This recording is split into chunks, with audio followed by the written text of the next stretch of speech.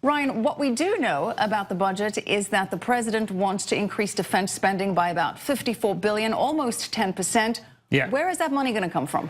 I mean, that's a good question. I think that's going to be one of the big things that you're going to see the debate about is where are they going to cut elsewhere for him to really increase budget spending other places? Because infrastructure is another big one that he wants to do a lot of spending. So, I think anything with politics, there's going to be a lot of compromise. Now, the president said that maybe he doesn't need to cut so much if he can raise tax receipts. And the way you do that is by increasing the activity of the overall economy. He says we can take GDP from 1% to 3% and all these problems are solved. Do you see 3% GDP being remotely possible? Well, I don't think Trump has a magic wand. So, no, I don't think we're going to see 3%, but anytime soon. I mean, they're going to revise GDP. It may come in about 2% for last year, which is not bad. I mean, at least we're growing. And, I look at it from the market perspective. You want to see the economy's growing. But I think with some of the infrastructure spending that he could do, some of these corporate tax breaks, at some point down the line, could we see 3%? I actually think we could. I think, we're going to see an economic expansion at some point here. Well, 2%, which was what the economy grew last year, is the weakest since 2011. So not super strong. Now, the president initially promising 4%, as we were discussing earlier.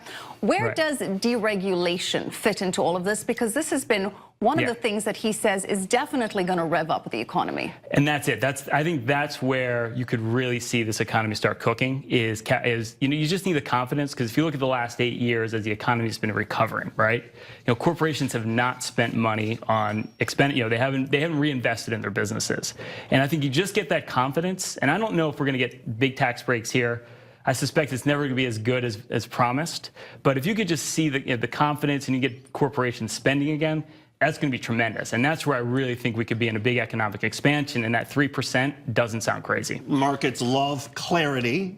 Would you expect any clarity from the President of the United States? And if so, what kind of clarity would you be looking for? In other words, we've heard, they want to do Obamacare repeal first. Right. And that might mean tax reform doesn't get done for another year. How would that sit with you?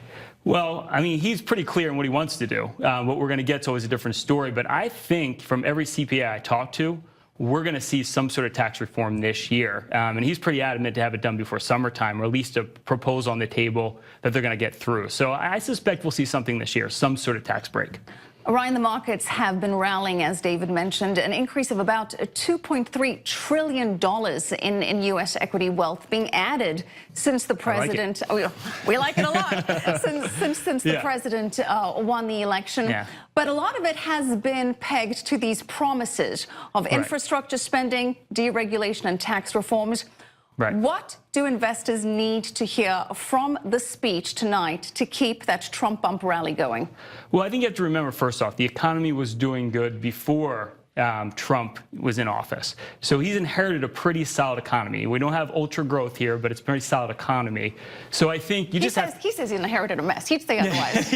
He would say otherwise. But the reality of it is, look, I mean, valuations aren't outrageous right now. It's good to be a long-term investor. Anyone who's been trying to wait to get into the markets, they've missed the boat already. Get in for the long term. We're in an economic expansion. You don't want to wait.